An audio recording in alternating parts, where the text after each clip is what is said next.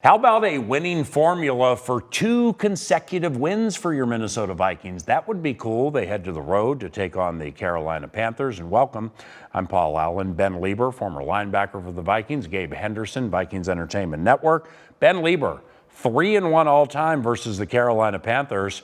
And many of you Vikings fans remember 2008 at Metrodome. He had a fumble recovery. He's an elite football mind, and we begin with this: the winning formula for ruining Sam Darnold's day. First of all, nobody remembers that game in 2008. I don't remember having a fumble recovery, but I'll trust you that I did. How to ruin Sam Darnold's day? I would say you pressure him constantly, and you get as many hits on him as possible. Last week against Philadelphia, 43% of his dropbacks he faced pressure.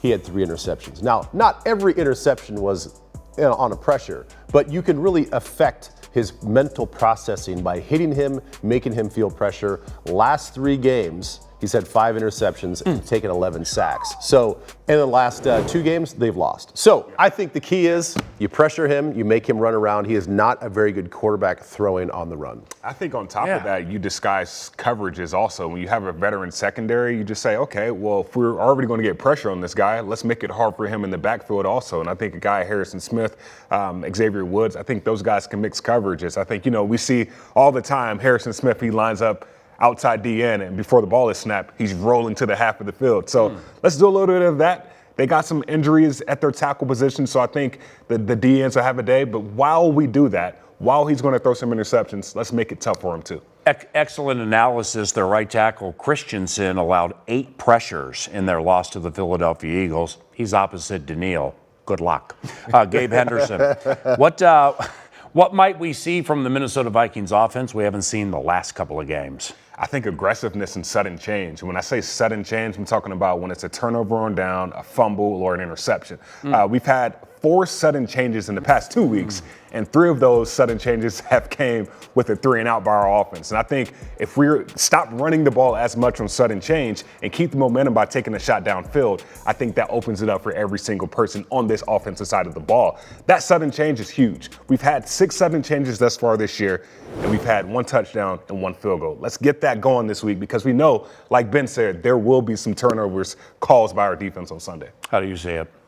Well, I think offensively, to me, it's about tempo. I felt like the first 2 games of the year, there was some tempo. There was some tempo of the offense. There was some rhythm to the offense. And rhythm is a product of success. So I think we need to find some successful plays and then just build off that. Even if you have to have a play or 2 in your pocket, give Kirk the ability to have 1 or 2 plays ready to go and say, hey, if we pick up this first down, we're going. We're going up to the ball. These guys have to have another play ready to go. However we can get that communicated to the whole offense that in certain parts of the game, we are dictating the tempo. We are going to not just keep the defense on their heels by the things that we do, the creativity, but by the speed and the tempo of the game. This is my favorite part of winning formula. It's the bold/big prediction part. For this is where gems are unveiled, like yours truly last week telling you tight end Chris Herndon not only would have his first touchdown wearing our colors, he'd play the most snaps as a Minnesota Viking and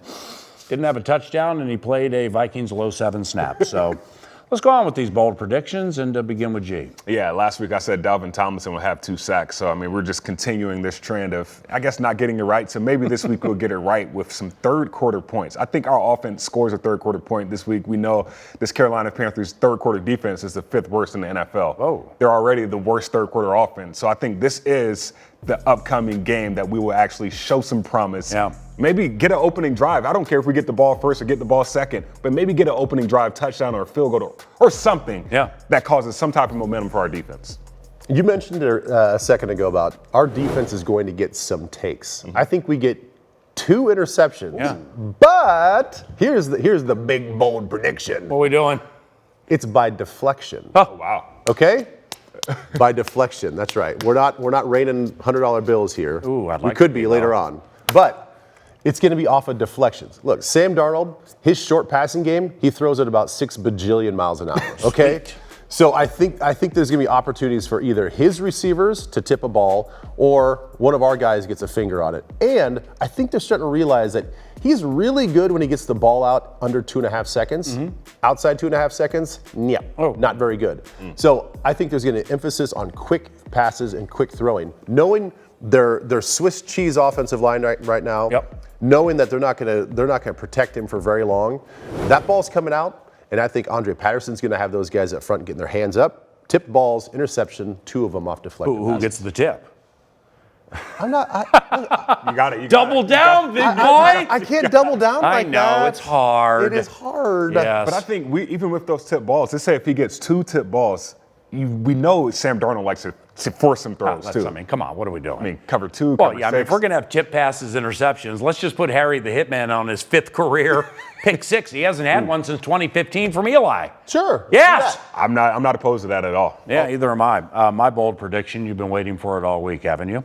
Vikings quarterback Kirk Cousins' career-high rushing total is 41 yards at Tampa Bay last year.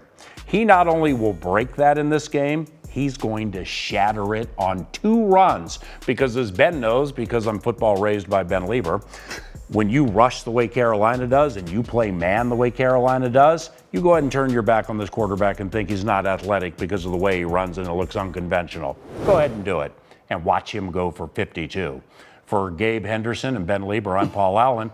That's your winning formula. Our work is done. Yours has just begun.